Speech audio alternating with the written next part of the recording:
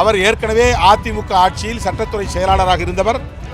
இந்த வழக்கு அவர் மீது புனையப்படுவதற்கு அவரும் ஒரு காரணமாக இருந்திருக்கிறார். நீதிபதி அவர்களுக்கு ஒரு உள்நோக்கம் இருக்கிறது என்பது இந்த தகவல்களில் இருந்து தரவுகளில் இருந்து தெரிய வருகிறது. இப்போதெல்லாம் நீதிபதிகளும் சனாதனமயப்படுத்தப்பட்டிருக்கிறார்களோ என்கிற ஐயத்தை எழுப்புகிறது. விவசாயி அருள் அப்படிங்கிற ஒருத்தர், இந்த விவசாயி அருளுக்காக போராடியது யார் அப்படின்னு பார்த்தீங்கன்னா அறப்போர் இயக்கம். அப்போ இந்த விவசாயி அருள் ஆறுமுகம் அப்படிங்கிறவர் மேல குண்டர் சட்டம் போட்டதை பற்றி நீதிபதி தான் அதுக்கு ஒரு தீர்ப்பு கொடுத்தாரு. அந்த நீதிபதியும் சனாதானவாதியா அப்படிங்கிற கேள்வியை நிறைய பேர் அங்கே கேட்குறாங்க. கொஞ்சம் யோசிச்சு பாருங்க.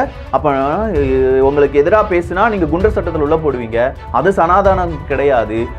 அவன் தப்பே செஞ்சிருந்தாலும் அவனை அரெஸ்ட் பண்றாங்க, அவனை 10 வருஷத்துக்கு பிறகு அந்த தண்டனை கிடைக்குதுன்னா அது சனாதானம் அப்படின்னு சொல்லி மக்களை மடைமாற்றம் செய்கிறீர்கள். உங்களுடைய அரசியல் செய்யறதுக்கு நிறைய வழிகள் இருக்கு, நல்ல அரசியல் செய்யறதுக்கு. திமுக சார்பில் நடைபெற்ற கிறிஸ்துமஸ் பெருவிழாவில் கேக் வெட்டி கொண்டாடிய முதலமைச்சர் மு.க. ஸ்டாலின், அதுலயும் அறநிலைத்துறை அமைச்சர் அந்த கிறிஸ்துமஸ் விழாவில் பங்கு கொண்டார் அப்படிங்கிறத வரவேற்கிறேன். இதுதான் தமிழ்நாடு. ஆனா அதே நேரத்துல அங்க இருக்கக்கூடிய எல்லா விதமான மத குருக்களையும் கூப்பிட்டுட்டு இந்து பண்டிகையும் திமுக கொண்டாடினால் நன்றாக இருக்கும்.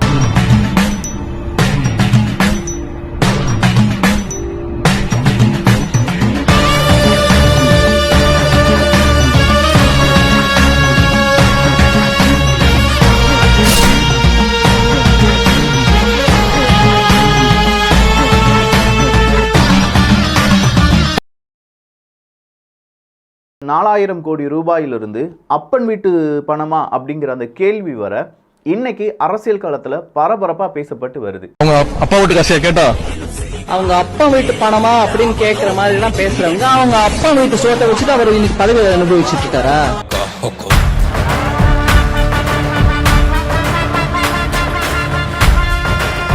இதுக்கு உதயநிதி ஸ்டாலின் அவர்கள் கண்டிப்பா ஒரு பதில் கொடுத்திருப்பாங்க. உதயநிதி ஸ்டாலின் அவர்கள் பதில் கொடுத்திருக்காரு அப்படின்னா நிச்சயமாக அண்ணாமலை அவர்களும் எதிர்வினையாற்றி இருப்பார்.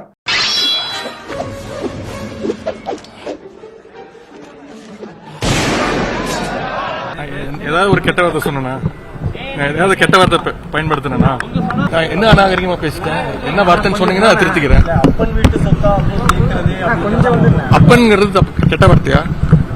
ஆனா நீங்க அப்பன்னு சொல்லலாம், ஆத்தான்னு சொல்லலாம், அது கெட்ட வார்த்தையான்னு சொல்லி உதயநிதி ஸ்டாலின் கேட்கிறாரு. கெட்ட வார்த்தை என்ன மைத்துக்கடா என்ன கைது பண்ணீங்க? இப்ப கூட உச்சநீதிமன்றத்தில் போய் விட்டு ஒப்பாரி வைக்கிறீங்க. அவர் ஒரு மேல பேசிட்டாரு, இழிவுபடுத்திட்டாரு, குடும்பத்தை பத்தி பேசிட்டாரு. நீங்க பேசலாம். உனக்கு வந்தா ரத்தம், எனக்கு வந்தா தக்காளி சட்னி. முட்டிக்கிட்டு மோதிக்கிட்டு ரத்த கை காணிக்கிறேன். உனக்கு தக்காளி சட்னி ஏன் கைது பண்ணீங்க? ஏன் நீதிமன்றத்தில் போய் அழுதுன்னு அழுதீங்க? ஏன் கதறீங்க? விஷம் ரொம்ப குறைஞ்ச விலைக்கு தான் விக்குது, குடிச்சிட்டு செத்து போ. ஆனாலும் நான் பேசியது தனிப்பட்ட முறையில் கிடையாது. என்னுடைய கனிம வளங்கள் கொள்ளையடிக்கப்படுகிறது என்கிற கோபத்துல.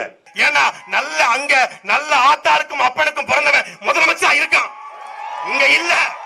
அதான் பிரச்சனை.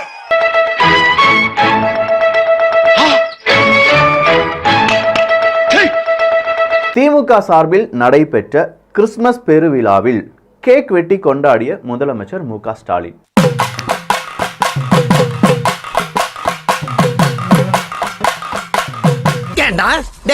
என்ன பார்த்தா உங்களுக்கு எப்படி தெரியுது? கிறுக்கி மாதிரி தெரியுதா? வர்றேன் முறை என்கிட்டே வந்து என்னது? நீங்க ஜெயித்தீங்கன்னா கிறிஸ்தவ மக்களும் முஸ்லிம்களும் உங்களுக்கு போட்ட பிச்சை என்பதை மறந்துடாதுங்க.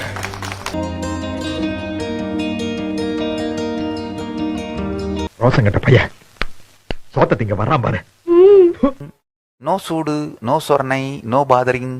அப்போ இங்க இருக்கக்கூடிய இந்துக்களுடைய ஒரே ஒரு கேள்வி, நெற்றியில் வைத்த மஞ்சளை உடனடியாக அளித்த ஸ்டாலின். எங்க நம்பிக்கை மட்டும் கசக்குது, எங்க ஓட்டு மட்டும் இனிக்குதா? அதுலயும் அறநிலைத்துறை அமைச்சர் அந்த கிறிஸ்துமஸ் விழாவில் பங்கு கொண்டார் அப்படிங்கிறத வரவேற்கிறேன். இதுதான் தமிழ்நாடு. ஆனா அதே நேரத்துல அங்க இருக்கக்கூடிய எல்லா விதமான மத குருக்களையும் கூப்பிட்டுட்டு இந்து பண்டிகையும் திமுக கொண்டாடினால் நன்றாக இருக்கும். இல்லங்கிற நீ எதுக்கு அதெல்லாம் கனவுல எதுக்கு பதிலுக்கு சொல்லணுங்கிற வாய்ப்பே இல்லை, வாய்ப்பே இல்லை. அடுத்ததா பொன்முடி வீட்டில் அடுத்த இடி. அவரது மகன் கௌதம் சிகாமணிக்கு எதிராக ஜனவரி 4ஆம் தேதி குற்றம் சாட்டுகள் பதிய வேண்டும். கூடுதல் அமர்வு நீதிமன்றம் ஆணை.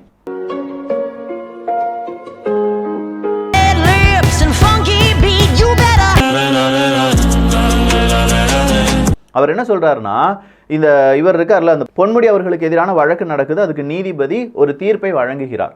அந்த தீர்ப்புல உள்நோக்கம் இருக்கிறது.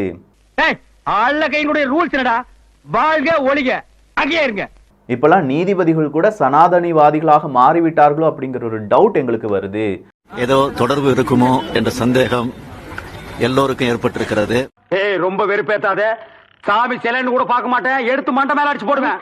மனுஷன் இதோடி நிப்பாட்டல, ஒரு சார்பாக செயல்படுவது போன்ற தரவுகள் தான் நமக்கு கிடைக்கின்றன. இந்த தீர்ப்பில நேர்மையாக நடந்திருப்பது போன்ற தோற்றம் எழவில்லை. நீதிபதி ஜெயச்சந்திரன் அவர்களே தன்விருப்பு அடிப்படையில் சோமோட்டோ தன்விருப்பு அடிப்படையில் அவரே எடுத்துக்கொண்டு விசாரித்த ஒரு வழக்கு. அவர் ஏற்கனவே அதிமுக ஆட்சியில் சட்டத்துறை செயலாளராக இருந்தவர். இந்த வழக்கு அவர் மீது புனையப்படுவதற்கு அவரும் ஒரு காரணமாக இருந்திருக்கிறார். இதை நீங்கள் முன்கூட்டியே சுட்டி காட்டியிருந்தாலும் நான் இந்த வழக்கில் இருந்து விலகி இருக்க மாட்டேன் என்றும் சொல்லி இருக்கிறார். நல்லா தானே சொல்லிக்கார இதை வரவேறுங்க. எனக்கு வருத்தம்ப்பா, எனக்கு ரொம்ப வருத்தம். நீதிபதி அவர்களுக்கு ஒரு உள்நோக்கம் இருக்கிறது என்பது இந்த தகவல்களில் இருந்து தரவுகளில் இருந்து தெரிய வருகிறது. இப்போதெல்லாம் நீதிபதிகளும் சனாதனமயப்படுத்தப்பட்டிருக்கிறார்களோ என்கிற ஐயத்தை எழுப்புகிறது. தேங்காய குண்டி அடிச்சேன்னு வச்சுக்க பொழந்துருவன் மரியாதை ஓடி படிக்கும். விவசாயி அருள் அப்படிங்கிற ஒருத்தர். இந்த விவசாயி அருளுக்காக போராடியது யார் அப்படின்னு பார்த்தீங்கன்னா அறப்போர் இயக்கம். அப்போ இந்த விவசாயி அருள் ஆறுமுகம் அப்படிங்கிறவர் மேல குண்டர் சட்டம் போட்டதை பற்றி நீதிபதி தான் அதற்கு ஒரு தீர்ப்பு கொடுத்தாரு. அந்த நீதிபதியும் சனாதானவாதியா அப்படிங்கிற கேள்வியை நிறைய பேர் அங்க கேட்கிறாங்க. இப்ப நான் என்ன உங்கள்ட்ட சொல்றது, இங்க மாட்டினா சீவலு, இங்க மாட்டினா சிதறலு, சீவல் பெருசா சிதறல் பெருசான்னு தெரியலையே. சோ உங்களுக்குன்னு ஒரு ஆதரவான நிலைப்பாடு வரும்போது நீங்க அதை பத்தி பேச மாட்டீங்க. அந்த விவசாயி மேல மௌன விரதமா? ஏன்? அது இதுக்கெல்லாம் பேர் என்ன தெரியுமா? கொஞ்சம் யோசிச்சு பாருங்க. அப்ப உங்களுக்கு எதிராக பேசினா நீங்க குண்டர் சட்டத்தில் உள்ள போடுவீங்க. அது சனாதானம் கிடையாது. அவன் தப்பே செஞ்சிருந்தாலும் அவனை அரெஸ்ட் பண்றாங்க, அவனை 10 வருஷத்துக்கு பிறகு அந்த தண்டனை கிடைக்குதுன்னா அது சனாதானம் அப்படின்னு சொல்லி மக்களை மடைமாற்றம் செய்கிறீர்கள். இப்படி சோறு கிடைக்க எவ்வளவு மானம் கட்டு போய் தெரிய வேண்டியிருக்கு தெரியுமா? பேசுறாங்க பேச்சு.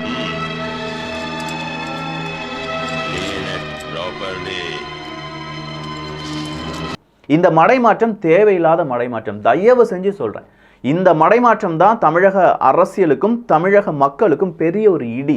உங்களுடைய அரசியல் செய்யறதுக்கு நிறைய வழிகள் இருக்கு, நல்ல அரசியல் செய்யறதுக்கு. உங்க ஜாதியில பண வசதி இல்லாம, படிக்க வசதி இல்லாம எத்தனை ஏழை மாணவர் இருக்காங்க. அவங்கள யாரையாவது உங்க செலவுல படிக்க வச்சிருக்கீங்களா? பட்டம் வாங்கி கொடுத்திருக்கீங்களா? இல்ல.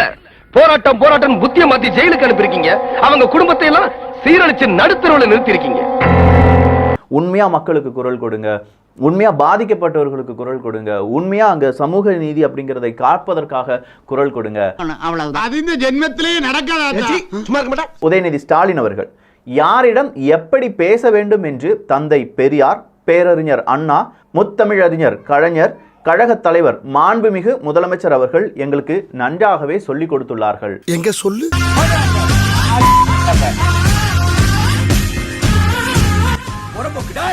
எனினும் குறிப்பிட்ட சிலரிடம் பெரியார் வழியில்தான் பேசியாக வேண்டி இருக்கிறது. புரியுதா? உங்க அப்பா வீட்டு சொத்தான்னு கேட்டது அந்த பெரியார் வழியில் தான் பேசியாக வேண்டி இருக்கிறது அப்படிங்கறத சொல்றார். நீ ரொம்ப பேசுற. போடா, இந்த டுபாக்கோ குத்தெல்லாம் எங்கிட்ட வேணும். நாங்க எலெக்ஷன்ல மாறி மாறி குத்துற மாதிரி குத்துங்க. மாறி மாறி குத்துற என்னடா சொல்றான்? வலுவா குத்துனாதான் போவோம் உங்களுக்கு. குத்தி தொலைங்கன.